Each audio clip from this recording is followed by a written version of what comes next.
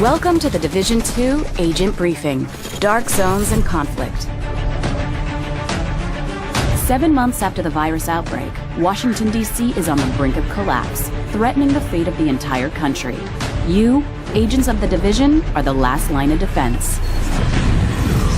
At launch, the Division 2 will offer a realistic and immersive experience, including an accessible range of online multiplayer activities across 3 new Dark Zones and Conflict, our organized PvP modes. After attempts to eradicate the virus failed, quarantined areas quickly formed and an insufficiently tested chemical was deployed, DC-62. The results were devastating. DC-62 proved to be just as lethal and left a path of desolation across concentrated areas of the city. Dark Zone, the Division's intense mix of PvP and PvE, is returning. The Dark Zone is a unique environment filled with rewards, where anything can happen and no one can be trusted. Agents will now be able to access 3 different Dark Zones, each with its own distinct environment, landmarks, and challenges, and with up to 12 players sharing the same zone. The 3 different Dark Zones host a wide variety of environments and gameplay, providing players with a renewed experience and different challenges every time they play. The walled-off Dark Zones have remained untouched by scavengers, leaving these areas filled with high-level equipment. But some of these items are toxic and will need to be extracted before they can be used. Agents can obtain equipment by clearing landmarks, taking down enemy factions, or securing supply drops, but also by embracing new ways to play as they turn against other agents. This is classified as going rogue. Rogue agents can now lockpick supply crates, steal other agents' contaminated gear before extraction, and hack SHD terminals to obtain valuable resources. But some still prefer a more radical approach, at the risk of becoming a target of their own. There are now 3 different rogue statuses that present players with a variety of ways to combat other agents in the Dark Zones, whenever they choose. Dark Zones are an experience where players need to balance risk with reward. They are normalized environments where all players have the chance to succeed. Automated turrets guard the entry points and protect newcomers from predatory rogue agents and enemies. This gives players the freedom to engage in their very own playstyle without being overpowered by veteran agents.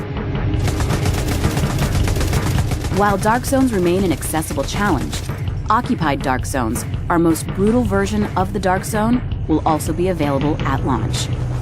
With no rules to keep anyone safe and higher rewards, this will be a true contest for survival of the fittest. Conflict, our organized PvP experience for the Division 2, will also be available at launch.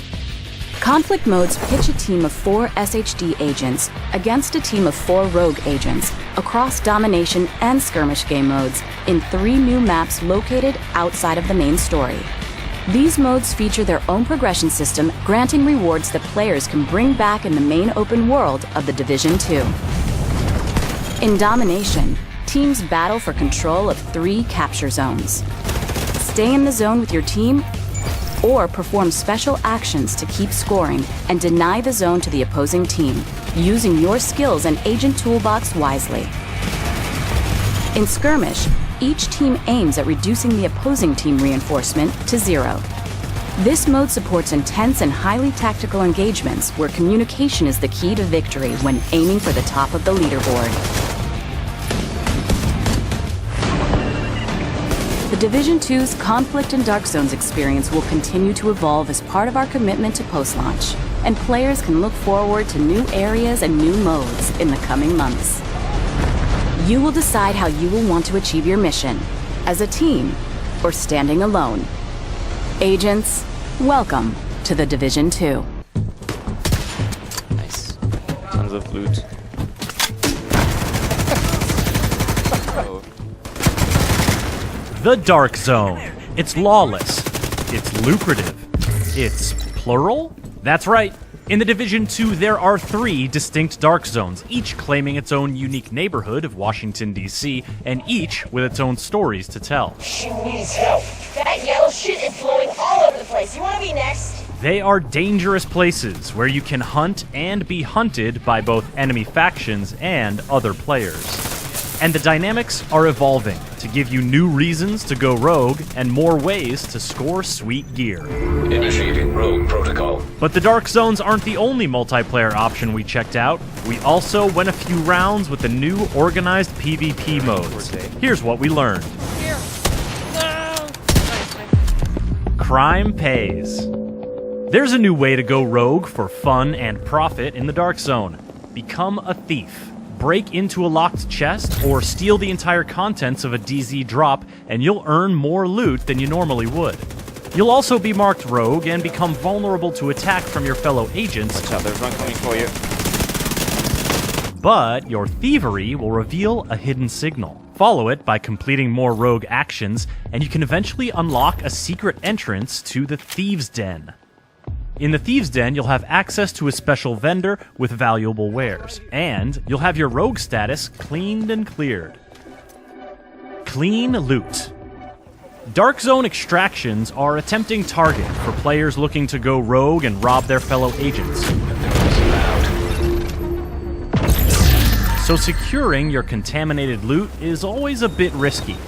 However, in the Division 2, some of the loot you find in a Dark Zone will be clean. That means you can equip it whenever you like, and you can't lose it if you die, so your DZ runs will be that much more lucrative. Normalization. If a player with powerful gear rolls up on a player with weak gear, the results could be messy. Oh, get stuck.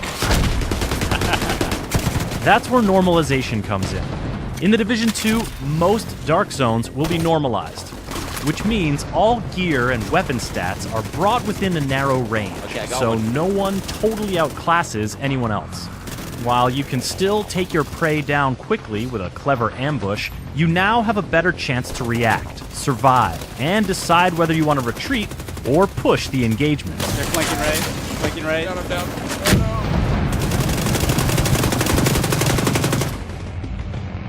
Occupied Dark Zones. Did you catch how I said most Dark Zones will be normalized? Well, once you reach the end game, Dark Zones will start becoming occupied for set periods of time. We can't show you one just yet, but we can tell you that an occupied Dark Zone is not normalized. Got another one down. So every ounce of juice you can squeeze out of your gear will give you an edge. Furthermore, there are no icons telling you who is rogue and who is not. And friendly fire is always on. Kinda makes you wonder what sort of loot is in store for players willing to brave those conditions. Shades of Rogue. Take this short quiz to discover how rogue you are. Have you just entered a Dark Zone or only been fighting enemy factions? You are not rogue. Other players can't damage you unless they are rogue. Have you broken into a chest, stolen an entire DZ drop, or held down the button to toggle you and your teammates rogue?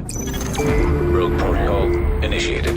Then you are rogue. You can attack other players to earn XP, gain currency, and steal their loot, but any other player can try to take you out.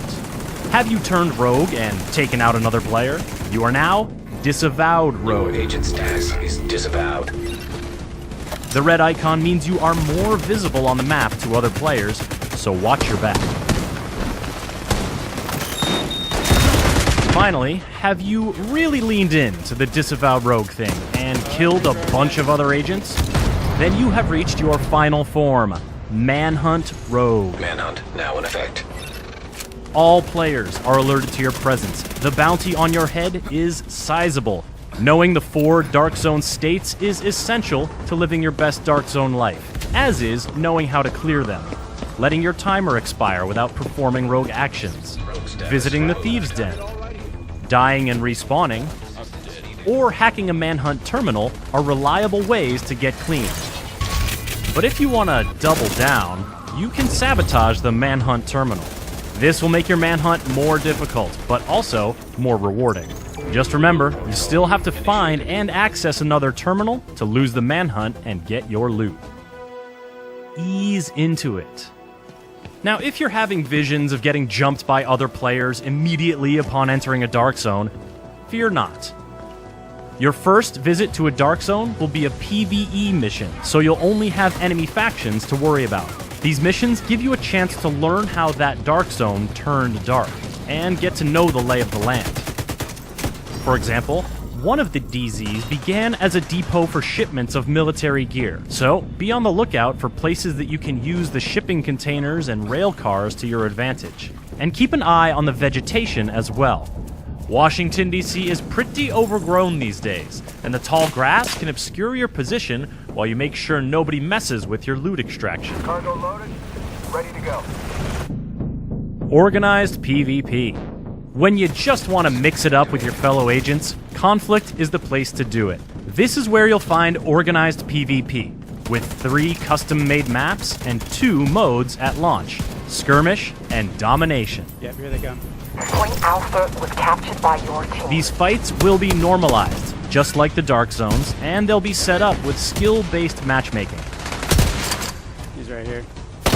Conflict will have its own progression track and rewards, although I think we can all agree that scaring the crap out of other players with explosive crossbow bolts is a reward unto itself. You're going to learn a lot more about the Division 2 in the lead-up to launch on March 15th. You can pre-order now to guarantee your access to the upcoming private beta, or register on the official Division 2 site for a chance to get in. Be sure to stay up to date on the latest Division news by subscribing to this YouTube channel and by visiting us at news.ubisoft.com.